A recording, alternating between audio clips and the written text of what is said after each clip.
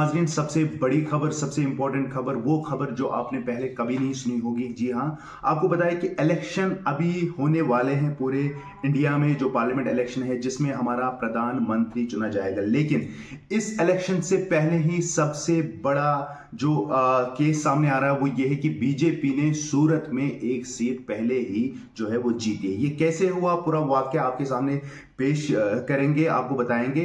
लेकिन इससे पहले आपको ये भी बताएंगे कि इस इलेक्शन में जो सबसे बड़ी कैंपेन बीजेपी की है वो ये है कि इस बार 400 बार। लेकिन ये 400 बार अब हम नहीं कहेंगे, अब हम इस बार 399 कहेंगे, क्योंकि एक सीट पहले ही बीजेपी ने इलेक्शन से पहले ही जीती है। तो कैसा ये वाकया रहा आपके सामने बताएंगे कि सूरत में जितने भी पार्लियामेंट इलेक्शन होने वाले थे गुजरात में, वहां पे एक कॉन्स्टिट्यूएंसी है जो पार्लियामेंट कॉन्स्टिट्यूएंसी है सूरत, वहां पे एक कैंडिडेट था बीजेपी का नाम, जिसका नाम मुकेश दलाल है।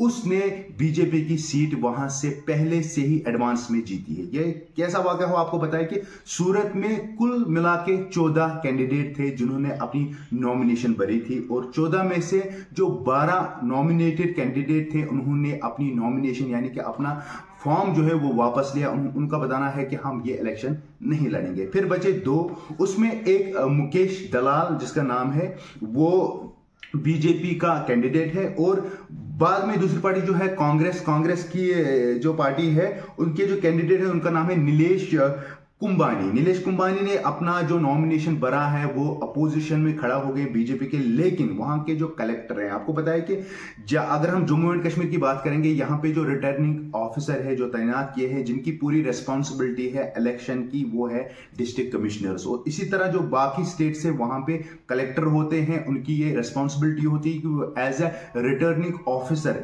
इस इलेक्शन में काम करें और ये जो इलेक्शन है इनको अच्छे से अंजाम दे। और वहां पे जो रिटर्निंग ऑफिसर हैं, जब आप नॉमिनेशन भरते हो वहां पे आपके प्रपोजल्स चेक होते हैं। मिनिमम 3 प्रपोजल आपको भरने होते हैं, लेकिन उन प्रपोजल में एक प्रपोजल भी इस नीलेश कुंबानी ने नहीं भर पाया। उस वजह से उसकी जो नॉमिनेशन है वो रिजेक्ट हो गई। जब वो रिजेक्ट हो गई तो फिर बचा एक ही मुकेश दलाल जो बीजेपी का कैंडिडेट था विदाउट अपोजिशन, क्योंकि कोई भी उसके खिलाफ खड़ा नहीं हुआ। उस कारण से, उस वजह से उसका जो पार्लियामेंट इलेक्शन है, पार्लियामेंट सीट जो है सूरत कॉन्स्टिट्यूएंसी से उसने वो जीत लिए। इस तस्वीर पे आप देख रहे हो, ये मुकेश दलाल जो राइट साइड में जिसने लाल पहना है, ये वो कैंडिडेट है जो रिटर्निंग ऑफिसर यानी कि जो सूरत के रिटर्निंग ऑफिसर हैं, कलेक्टर साहब हैं, उनसे ये सर्टिफिकेट लेते हैं कि आज के बाद ये पार्लियामेंट मेंबर हो गए हैं। तो पहले ही बीजेपी ने एक सीट ली है, तो अब 400 बार नहीं 399 बार जो नारा है वो बीजेपी तरफ से आ रहा है। तो पहली सीट बीजेपी ने ले ली। तो क्या आपकी राय है, क्या लग रहा है आपको कि इस बार क्या फिर से बीजेपी की